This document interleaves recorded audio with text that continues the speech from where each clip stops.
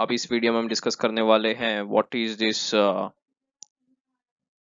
decomposition reaction. Welcome to this chemistry concepts. So we are today going to learn about these decomposition reactions. Let's learn in this section what is this decomposition reaction and how to mention or how to represent these decomposition reactions and what is the general concept of this decomposition reactions step by step. तो इस section में हम सीखने वाले हैं decomposition reaction के बारे में। तो डिकम्पोजिशन रिएक्शन होता क्या है, तो हम सीखने वाले हैं डिकम्पोजिशन रिएक्शन के बारे में।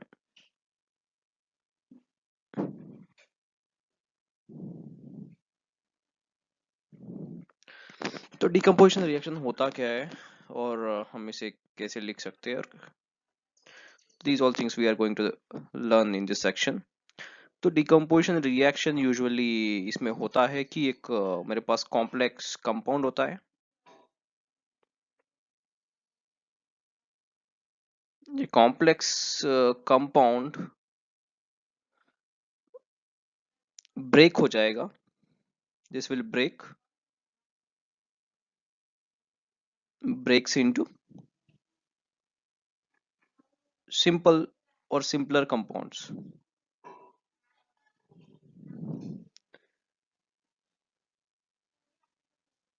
या ब्रेक्स का और एक मतलब भी होता है डिकम्पोज।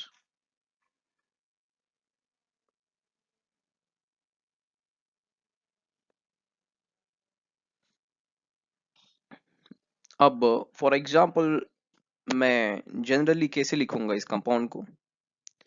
यहाँ पे एक कंपाउंड, मेरा जो कंपाउंड है सिंपल में, ये मेरा कंपाउंड ब्रेक कर रहा है और टू और मोर रिएक्टेंट फॉर्म कर रहा है, टू और मोर प्रोडक्ट्स फॉर्म कर रहा है।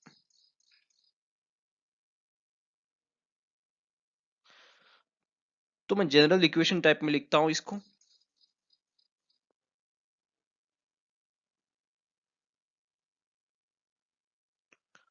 तो जनरल इक्वेशन टाइप मेरा क्या बनेगा, मान लो कि ये मेरा ए बी यह कंपाउंड है, तो इनके बीच में एक बॉन्ड दिख रहा है आपको। तो यह ब्रेक जब हो जाएगा, ब्रेक होने के लिए मुझे क्या करना पड़ेगा, I have to supply some energy, right.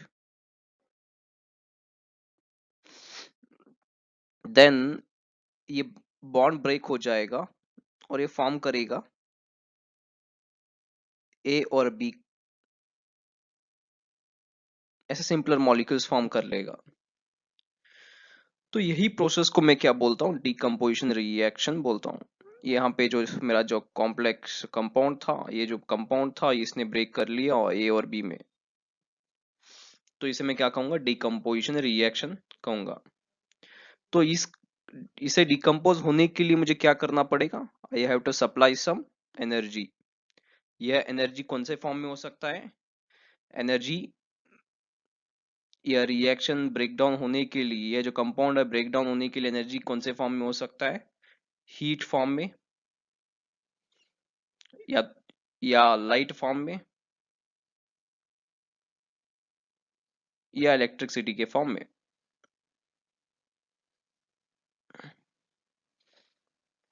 तो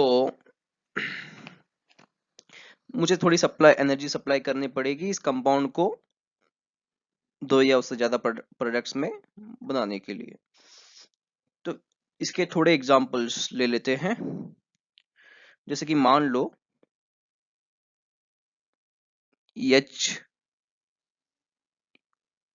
EHG किसका सिंबल है, mercury ऑक्साइड। मैंने mercury ऑक्साइड लिया हुआ है। अगर मैं इसे थोड़ा सा हीट सप्लाई करूंगा, mercury ऑक्साइड को थोड़ा सा हीट मैंने सप्लाई कर दिया, तभी क्या फॉर्म करेगा,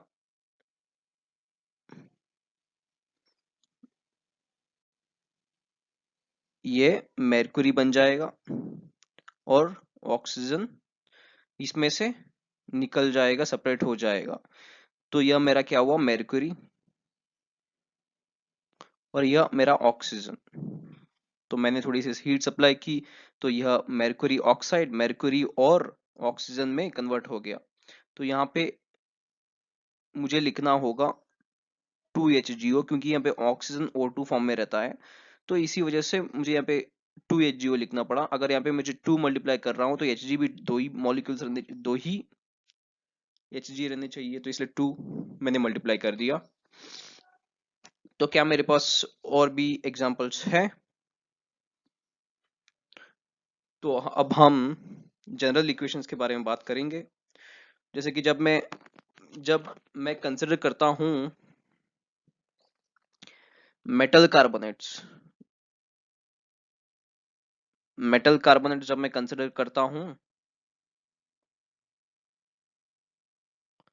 अगर ये डिकम्पोज होते हैं, मेटल कार्बोनेट, मान लो कि मैंने मेटल कार्बोनेट जब डिकम्पोज होता है तो यह फॉर्म करेगा मेटल ऑक्साइड और कार्बन डाइऑक्साइड।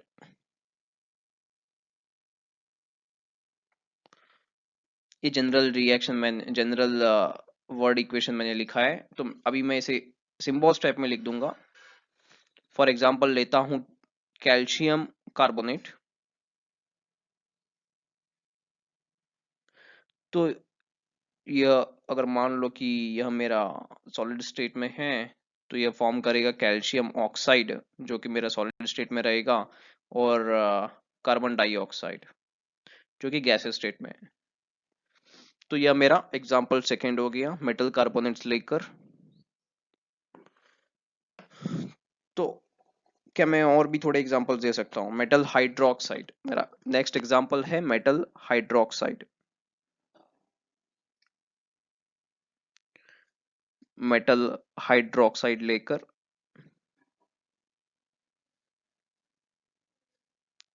तो ये मेटल हाइड्रोक्साइड में होता क्या है, मेटल हाइड्रोक्साइड डिकम्पोज होकर फिर से मेटल ऑक्साइड फॉर्म किया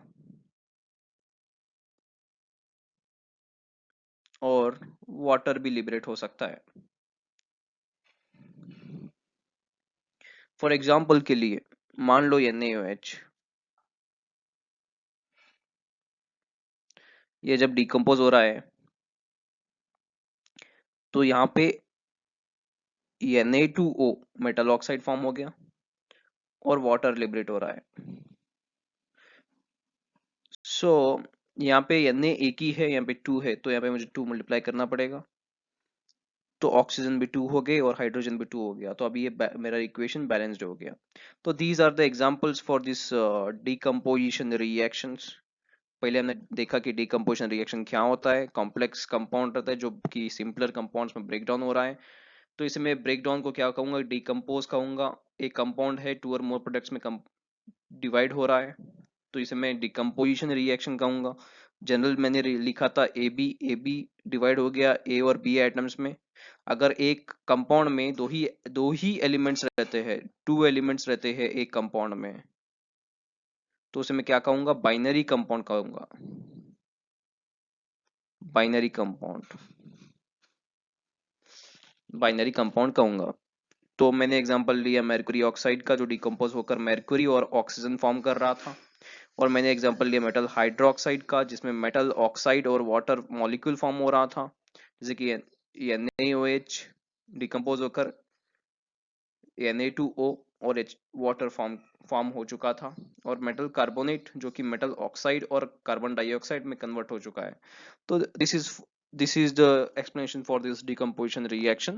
We'll learn more about this in the upcoming videos. Thank you.